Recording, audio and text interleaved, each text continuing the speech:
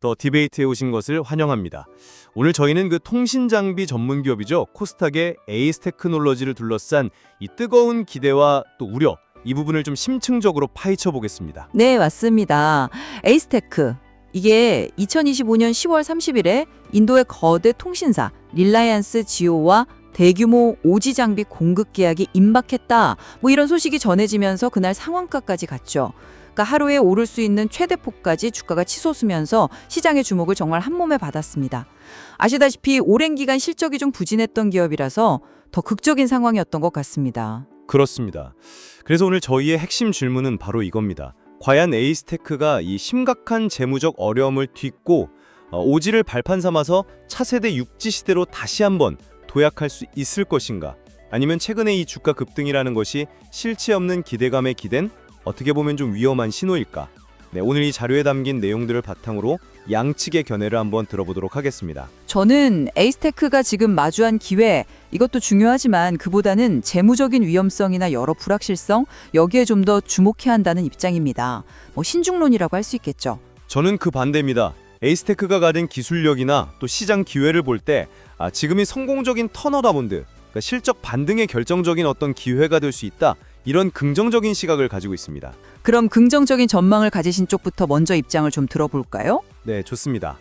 저는 에이스테크가 그 기술력 그리고 변화하는 시장 환경 이걸 발판 삼아서 상당히 중요한 전환점을 맞이했다 이렇게 보고 있습니다. 가장 핵심적인 이유는 역시 그거겠죠? 인도 1위 통신사인 릴라이언스 지오 여기를 대상으로 한 5G RAH 그러니까 기지국의 핵심 부품 중 하나인 원격 무선 장비 공급이 상당히 가시화되고 있다는 점입니다. 10월 30일에 상한가를 기록하고 그때 같이 터진 역대급 거래량 이거는 단순한 소문 이상의 무게를 실어준다고 봐야 합니다. 이게 에이스테크의 실적을 그야말로 극적으로 개선시킬 수 있는 아주 강력한 동력이 될 수 있다는 거고요. 더 나아가서 지금 미국이나 인도를 중심으로 글로벌 5G 투자가 다시 좀 활기를 띠고 있지 않습니까? 그리고 곧 다가올 6G 시대 이거는 에이스테크의 주력 분야인 RF 즉 무선 주파수 부품이라던가 기지국 안테나 이쪽에 대한 수요를 폭발적으로 증가시킬 가능성이 큽니다. 근데 여기에 안주하지 않고 UAM 그러니까 도심 항공교통 그리고 위성통신 또 방산 분야 그리고 차량용 안테나 같은 전장 사업까지 이렇게 사업 영역을 계속 넓히면서 미래 성장 동력을 착실히 준비하고 있다는 점도 저는 중요하다고 봅니다. 또 40년 넘게 쌓아온 RF 기술력 그리고 삼성전자 같은 글로벌 대기업과의 어떤 긴밀한 협력 관계 여기에 미중 기술 갈등 상황에서 얻을 수 있는 반사 이익 가능성 이런 것들도 다 긍정적인 요인이라고 할 수 있겠죠. 물론 재무 상태가 어려웠던 건 부인할 수 없습니다. 하지만 2025년 1분기 매출을 보면 전년 동기 대비 73% 이상 증가했고 영업 손실 폭도 거의 절반 가까이 줄이는 등 이 개선의 조짐이 분명히 나타나고 있습니다. 특히 그 약 852억 원인 규모의 출자 전환, 그러니까 부채를 자본으로 바꾸는 조치죠. 그리고 감자, 자본금을 줄여서 재무 구조를 좀 건실하게 만들려는 이런 노력을 통해 위기 극복 의지를 분명히 보여줬다는 점도 중요합니다. 시장에서도요. 이제 정점 찍은 거 아니냐 이런 우려보다는 이제 막 시작이다 이런 기대감이 형성되고 있는 것 같고 실제로 2025년에는 한 60%가 넘는 매출 성장이 예상되고 있습니다. 네, 상당히 낙관적인 전망이시네요. 하지만 저는 현재 상황을 훨씬 더 조심스럽게 봐야 한다고 생각합니다. 지금의 이 주가 급등세는 어쩌면 에이스테크가 직면한 여러 심각한 위험들을 제대로 반영하지 못한 좀 과열된 기대감의 결과일 수도 있다는 거죠. 우선 재무 상태가 여전히 매우 불안정합니다. 이 부채 비율, 그러니까 기업이 자기 자본 대비 얼마나 많은 빚을 지고 있는지를 나타내는 비율인데 이게 218.92%에 달합니다. 이건 동종업계 평균이 한 92.33% 정도 되는데 그거의 2배가 넘는 수치예요. 그리고 수년간 적자가 계속되어서 최근 분기만 해도 영업손실이 311억 원, 당기 순손실은 407억 원을 기록했습니다. 재무 건전성이 거의 바닥 수준이다 이렇게 이야기할 수 있죠. 근데 제가 보기에 더 치명적인 문제는 바로 자본 잠식률입니다. 이 누적된 손실 때문에 회사의 자본금이 82.3%나 까먹었다는 의미인데 이 비율이 연말까지 50% 미만으로 내려가지 않으면 관리 종목으로 지정될 수도 있고 최악의 경우에는 상장 폐지 실질 심사 대상이 될 수도 있습니다. 이건 모 회사의 존립 자체를 위협하는 심각한 적신호라고 봐야 합니다. 게다가 최근에 추진했던 제3자 배정 유상증자 있잖아요. 특정 투자자에게 신주를 발행해서 자금을 조달하려고 했던 계획인데 이게 투자자가 돈을 안 내서 무산됐습니다. 이건 외부에서 필요한 자금을 끌어올 능력 자체에 대해서 시장이 의구심을 갖게 만드는 그런 사건이었죠. 그리고 긍정론의 핵심 근거로 말씀하신 인도 릴라이언스 지오 계약건, 이것도 아직은 확정된 사실이 아니고 그야말로 기대감 단계에 불과합니다. 계약이 정말 공식적으로 발표되는지, 구체적인 계약 규모는 또 얼마인지, 그리고 가장 중요한 거 실제 수익성은 어느 정도일지 이게 확인되기 전까지는 불확실성이 너무 크다는 거죠. 실제로 주가가 상한가를 기록했던 10월 30일 그 당일에 기관 투자자나 외국인 투자자들은 오히려 주식을 순매도하면서 차익 실현에 나섰다는 점, 이것도 그냥 가볍게 볼 수는 없는 부분입니다. 그 외에도 캐나다 통신 장비 업체하고 특허 침해 소송 문제가 있는데 이것 때문에 수백억 원의 공탁금을 내야 할 수도 있다는 위험도 있고요. 전체의 자산 대비 빌린 돈의 비중, 즉 차입금 의존도가 30%를 넘는다는 점, 그리고 이미 거대 기업들이 각축을 벌이고 있는 5G, 6G 시장의 치열한 경쟁 환경 등등 해결해야 할 난제들이 쌓여 있습니다. 현재 PBR, 주가 순자산 비율이 2.67배인데 계속 적자를 내고 있는 기업한테 이 수치가 과연 저평가냐? 저는 그렇게 보기 어렵다고 생각합니다. 오히려 고평가 논란이 충분히 있을 수 있는 수준이죠. 자, 그럼 첫 번째 쟁점, 인도수주 기대감의 실질적 가치에 대해서 좀 더 논의를 해보죠. 저는 이게 그냥 단순한 희망사항이나 루머 이런 게 아니라 삼성전자와의 그 탄탄한 협력 관계 속에서 상당히 구체화된 사안이라 이렇게 판단합니다. 아시다시피 릴라이언스 지오는 삼성전자를 주요 5G 장비 공급사로 선정했지 않습니까? 그리고 에이스테크는 삼성전자의 핵심 협력사로서 RH 공급을 담당할 가능성이 매우 높다고 보는 거죠. 만약에 이 계약이 현실화된다면 이건 단순히 매출 증가를 넘어서 에이스테크의 기업 가치라던가 시장에서의 위상 자체를 근본적으로 바꿔놓을 수 있는 그야말로 게임 체인저급 이벤트가 될 수 있다고 봅니다. 현재 주가는 이런 어떤 엄청난 잠재력을 이제 막 반영하기 시작한 그런 초기 국면으로 봐야 한다는 게 제 생각입니다. 하지만 그 잠재력이라는 단어에 너무 큰 무게를 두는 것은 좀 위험하지 않나 싶습니다. 과거에도 보면 에이스테크가 여러 차례 대규모 수주냐 기술 개발에 대한 기대감을 높였다가 결국은 좀 실망스러운 결과를 낳았던 전례들이 있었거든요. 이 기대감만으로 주가가 이렇게 급등하는 것은 글쎄요, 건전한 투자라기보다는 좀 투기적인 성격이 짙다고 볼 수밖에 없지 않나, 저는 그렇게 생각합니다.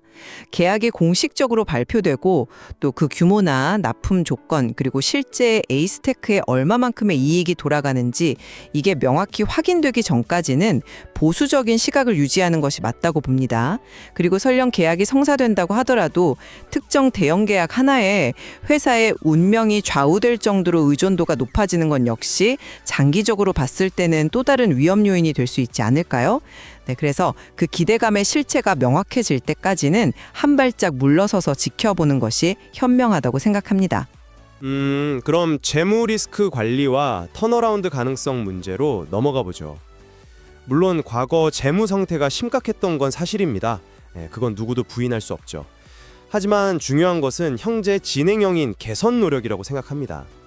경영진은 앞서 언급했던 그 852억 원 규모의 출자 전환, 그리고 감자 단행, 이런 정말 쉽지 않은 결정을 통해서 재무 구조를 개선하겠다는 강력한 의지를 행동으로 보여줬습니다.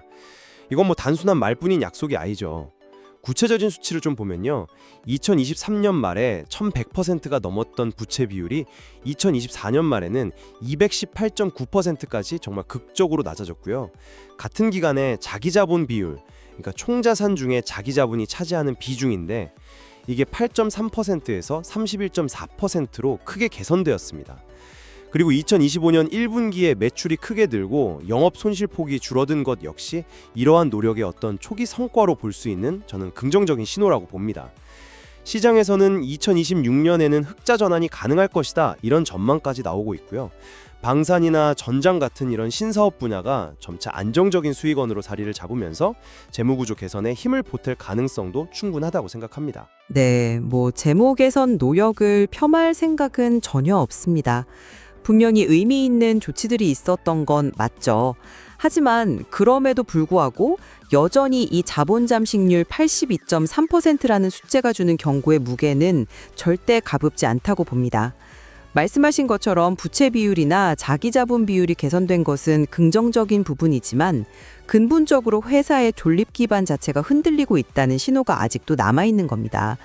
그리고 그 유상증자 실패에 이거는 단순히 자금 조달 계획에 차질이 생겼다 이걸 넘어서서 시장이 에이스테크의 미래에 대해서 얼마나 불안하게 느끼고 있는지를 보여주는 단적인 예라고 생각합니다. 흑자 전환 전망이라는 것은 말 그대로 희망적인 예측일 뿐이지 그게 현실이 될지는 아직 아무도 모르는 거 아닙니까? 수년간 고착화된 이 적자 구조를 확실하게 벗어나서 지속 가능한 수익성을 증명하는 것, 이게 급선무입니다. 개선되었다고는 하지만 여전히 업계 평균을 크게 웃도는 이 부채 비율 역시 특히 요즘 같은 금리 인상기에는 더 큰 부담으로 작용할 수밖에 없고요. 그렇다면 이 신성장 동력의 실효성 그리고 경쟁 환경은 어떻게 보십니까?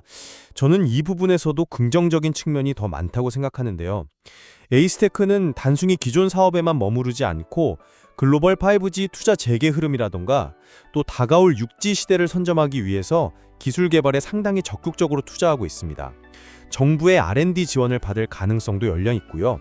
그리고 UAM, 위성통신, 방산, 전장 등으로 이 사업 포트폴리오를 다각화하는 것은 미래의 불확실성에 대비하고 또 새로운 성장 기회를 모색하는 저는 상당히 현명한 전략이라고 봅니다. 특히 40년 이상 축적된 그 RF 기술력, 이게 이런 신사업 진출에 아주 든든한 미천이 될 거라고 보고요. 여기에 삼성전자와의 굳건한 파트너십, 그리고 지정학적인 요인이죠. 미중 기술 분쟁으로 인한 반사이까지 고려한다면 글로벌 시장에서 에이스테크가 차지할 기회는 분명히 존재한다고 생각합니다. 그 신사업 진출 간양 자체는 저도 긍정적으로 평가합니다. 하지만 그 성공 가능성에 대해서는 조금 더 냉정한 평가가 필요하다고 봅니다. 5G나 6G 통신 장비 시장은 이미 아시다시피 에릭슨, 노키아, 화웨이, 그리고 삼성전자 같은 정말 초거대 기업들이 천문학적인 자본과 기술력을 쏟아 부으면서 치열하게 경쟁하고 있는 말 그대로 레드오션입니다. 에이스테크가 이 거인들 사이에서 과연 의미 있는 기술적 차별성을 확보하고 시장 점유율을 획기적으로 높일 수 있을지, 이건 아직은 좀 미지수라고 봐야겠죠. 그리고 UAM, 위성통신, 방산 등 언급하신 신사업 분야들도 대부분 이제 막 시장이 형성되는 초기 단계이거나 아니면 진입 장벽 자체가 매우 높은 분야들입니다. 여기서 가시적인 성과를 내기까지는 상당한 규모의 추가 투자와 시간이 필요할 것이고 또 그 성공 여부 또한 장담하기 어렵습니다. 또 하나, 통신기술이라는 게 그 어떤 산업보다도 변화 속도가 빠르지 않습니까? 이러한 급변하는 기술 트렌드에 에이스테크가 과연 얼마나 민첩하게 대응하고 지속적으로 기술 우위를 유지할 수 있을지 이 부분도 계속해서 검증해 나가야 할 과제라고 생각합니다. 자, 마지막으로 현재 주가 수준에 대한 평가를 좀 해보죠. 저는 그 10월 30일의 상한가, 이게 단순한 단기급 등이 아니라 오랜 하락 추세를 마감하고 이제 본격적인 상승 추세로 전환하는 아주 강력한 신호탄이다, 이렇게 해석합니다. 역대급 거래량이 터졌고 주가가 모든 이동평균선을 한 번에 돌파하는 등 기술적 분석 지표들이 이걸 강하게 뒷받침하고 있다고 봅니다. 앞서 저희가 논의했던 인도 대규모 수주 기대감, 또 글로벌 5G 투자 재개 분위기, 그리고 방산, 전장 등 신사업의 성장 잠재력까지 고려한다면 현재 주가는 여전히 상승 여력이 충분하다. 그리고 이제 시작이라는 시장의 희대는 단순한 희망이 아니라 합리적인 판단에 근거하고 있다. 이렇게 봅니다. 저는 그 의견에는 동의하기가 좀 어렵습니다. 재무적으로 여전히 적자 상태인 기업의 PBR, 즉 주가 순자산 비율이 2.67배에 달한다는 것은 이 가치평가의 관점에서 볼 때 명백히 고평가 논란을 불러일으킬 수 있는 수준입니다. 최근의 주가 급등은 단기 변동성을 그야말로 극도로 높여놓은 상태이기 때문에 현재 가격에서 섣불리 추격 매수에 나서는 것은 매우 위험한 선택일 수 있다는 거죠. 자료에서도 지적하듯이 상한가를 기록한 그 당일에 개인 투자자들이 대거 매수에 나선 반면에 기관과 외국인 투자자들은 오히려 매도 우위를 보였다는 점, 이건 현재의 상승세가 다소 투기적인 성격이 강할 수 있다는 걸 시사하는 부분입니다. 따라서 섣부른 낙관보다는 자료에서 제시된 것처럼 주가가 좀 조정을 받을 때 분할 매수하는 전략, 예를 들면 3,200원이나 2,900원 선 이런 걸 고려하거나 만일의 경우를 대비해서 손절 기준가를 명확히 설정하는 등 철저한 위험 관리가 반드시 필요한 시점이다. 이렇게 강조하고 싶습니다. 네, 그럼 정리를 좀 해보자면 저는 에이스테크가 인도발 대형 수주라는 이 강력한 모멘텀을 발판 삼아서 5G 투자 재개 및 6G 시장 성장이라는 이 거대한 흐름에 올라타고 또 방산, 전장 등 신사업 분야에서도 성과를 내면서 극적인 제도약 스토리를 써내려갈 가능성이 높다 이렇게 보고 있습니다. 재무구조 개선을 위한 그간의 노력과 오랫동안 쌓아온 기술 경쟁력이 그 잠재력을 충분히 뒷받침할 것이라고 생각합니다. 저는 여전히 신중론을 견지할 수밖에 없습니다.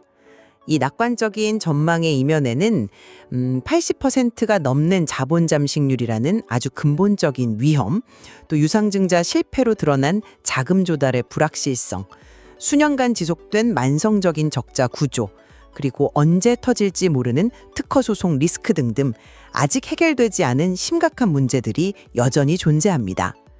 단순히 기대감에 편승해서 투자하는 것은 큰 손실로 이어질 위험이 매우 높다고 생각합니다. 에이스테크의 성공적인 턴어라운드는 아직 확신할 수 없는 좀 불투명한 미래이며 따라서 극도의 신중함과 철저한 리스크 분석이 요구되는 상황이라고 말씀드리고 싶습니다. 네, 오늘 저희는 에이스테크를 둘러싼 재무 리스크의 심각성, 그리고 턴어라운드의 실제 가능성과 그 시점, 또 인도 수주 기대감이 미칠 실질적인 파급력, 그리고 현재 주가 수준의 적정성 등 여러 핵심적인 쟁점들에서 상당히 다른 시각을 가지고 있다는 점을 확인할 수 있었습니다. 그렇습니다. 에이스테크의 앞날은 분명 큰 기회와 또 심각한 도전 과제가 아주 복잡하게 얽혀있는 그런 상황인 것 같습니다. 오늘 저희가 제시한 양측의 논거와 근거들을 잘 살펴보시고 앞으로 발표될 계약 관련 소식이나 또 분기별 실적 발표 등을 면밀히 추적하시면서 각자 현명한 판단을 내리시기를 바랍니다. 이 자료 안에는 오늘 저희가 다룬 내용 외에도 더 깊이 생각해 볼 만한 지점들이 많이 있습니다. 오늘 더 디베이트는 여기까지입니다. 들어주셔서 감사합니다.